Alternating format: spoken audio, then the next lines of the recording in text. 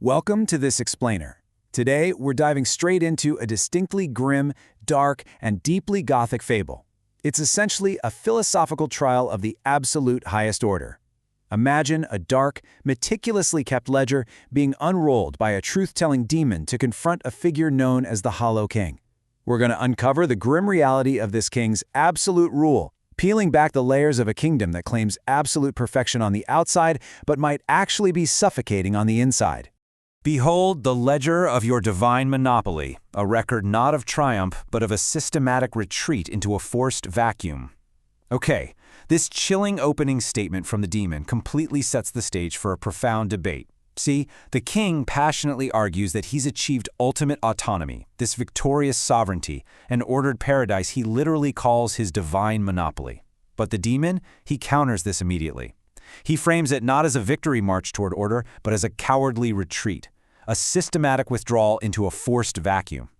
It's such an incredible way to deconstruct a ruler who genuinely believes he's conquered and tamed the world, when in reality, he's basically just locked himself inside a remarkably small box. To really get the king's side of this debate, we've got to understand this idea of a divine monopoly.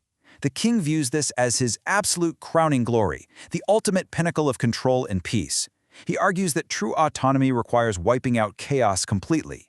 But the ledger reveals a much darker origin.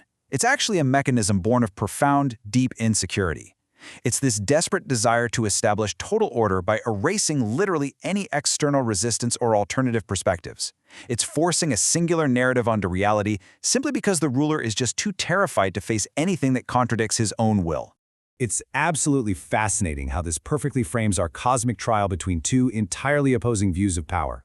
The king argues his singular narrative is the supreme realization of the absolute I, a beautiful state where his will is the only existing autonomous force in the entire universe.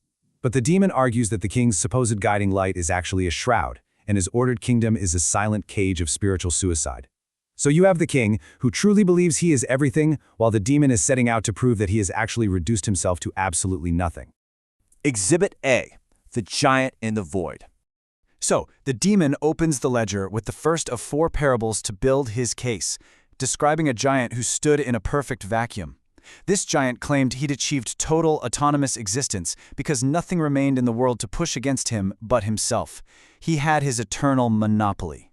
But, and here's the tragic irony, because the giant eliminated all friction, because there was absolutely no wind to buffet him and no earth to offer resistance to his feet, he couldn't even measure his own motion. By removing all boundaries to become free, he just became a motionless heap in an empty room. He achieved absolute power, sure, but at the devastating cost of his own mobility. This actually echoes the philosophy of Johann Gottlieb Fichte in such a compelling way. He argued that self-awareness, the I, can only truly know itself and measure its own motion by striving against a limit, which he famously called the not I. Your identity absolutely requires this external friction. It needs a boundary. Without an opposing force, an external reality, or a divine neighbor to push against, you lose the ability to define yourself entirely. You commit exactly what the ledger calls spiritual suicide. Truth is found in the friction of the many, yet you have chosen to rule an empty room where you can no longer even feel your own limbs. The demon uses this fable to devastatingly accuse the Hollow King. He tells him that he's erased the very earth that was meant to resist his step. The king wanted to eliminate all challenges in the name of order, but the demon warns us that truth is found in the friction of the many. When we insulate ourselves from that friction, when we literally remove all opposing forces from our lives, we destroy our sense of self. We end up ruling an empty room where we're so numb we can't even feel our own limbs. Exhibit B, the painted stone. This second parable examines a kingdom that traded vibrant chaos for flawless control. Imagine a terrified ruler who looked at the chaotic, diverse blooming of his kingdom's groves and just panicked. To ensure what he called a perfect, seamless order, he ordered every single living flower to be replaced with a smooth, painted stone.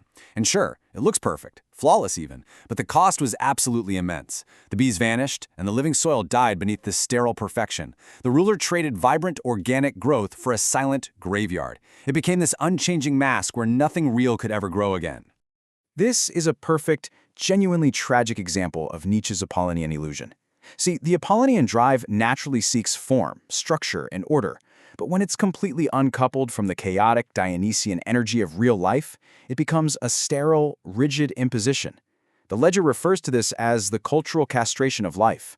It completely reveals how a ruler's absolute obsession with perfect, seamless order actually suffocates the beautiful, unpredictable multiplicity of existence, leaving behind only an empty, lightless mask.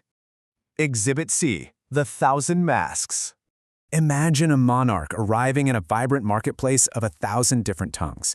Fearing this chaotic multiplicity, he forces every single citizen to wear a mask of his own face. He honestly thinks he successfully assimilated the whole world into his singular, autonomous narrative. But the result? It's utterly haunting.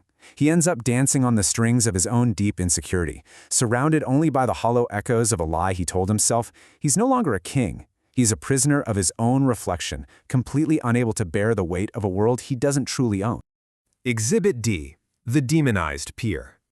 In this final, and arguably most damning parable, the demon reveals the pathetic weakness hiding behind the king's heavy crown. The ledger tells of a master possessed by a weak will, who simply could not endure the tension of a competing claim from his neighbor.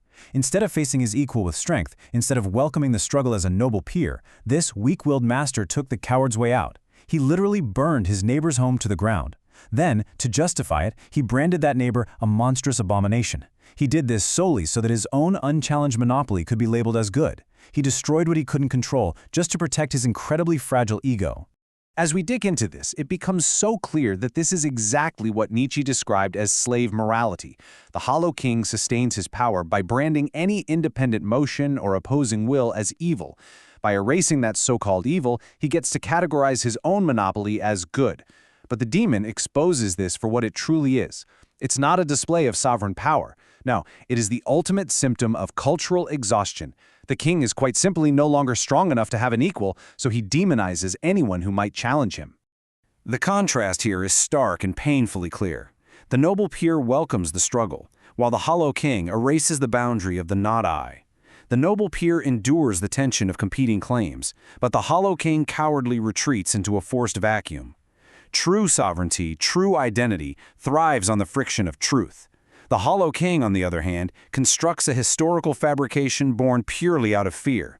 He's not a sovereign, he's literally a monument to exhaustion. Part 5. The Final Judgment. The Lightless Cage. With the ledger fully unrolled, the demon completely deconstructs the king's reality. He proves this divine monopoly is a descent into a contextless void. The king's seamless past? It isn't real. It's a historical fabrication, a philological lie designed to manipulate records and hide a soul that cannot tolerate the necessary friction of truth. By erasing the essential boundary of his divine neighbors, the king hasn't elevated himself to a god. He has diminished himself to a puppet, dancing in a vacuum of his own making. Just listen to this final, haunting image delivered by the demon. Your reign is not a realization of divine truth, but a descent into a silent, lightless cage where you dance eternally as a puppet king. It's a brutal summary of the king's spiritual suicide. He rules over a silence that has absolutely no context. This chilling vision serves as a really powerful warning to all of us about the immense dangers of insulating ourselves from everything that challenges our worldview. And so, as we close this dark ledger, the fable turns its gaze outward, directly at us. We have to ask ourselves, in our modern pursuit of comfort, in our curated feeds and our tightly controlled echo chambers, are we building our own silent cages? Are we erasing the necessary friction of truth because it's easier than facing a noble peer? The tale of the Hollow King reminds us that without the resistance of the not I, we don't achieve absolute power. We just end up alone, in the dark, unable to even feel our own limbs. Thank you for joining me for this explainer, and I hope it leaves you eager to embrace the necessary friction in your own life.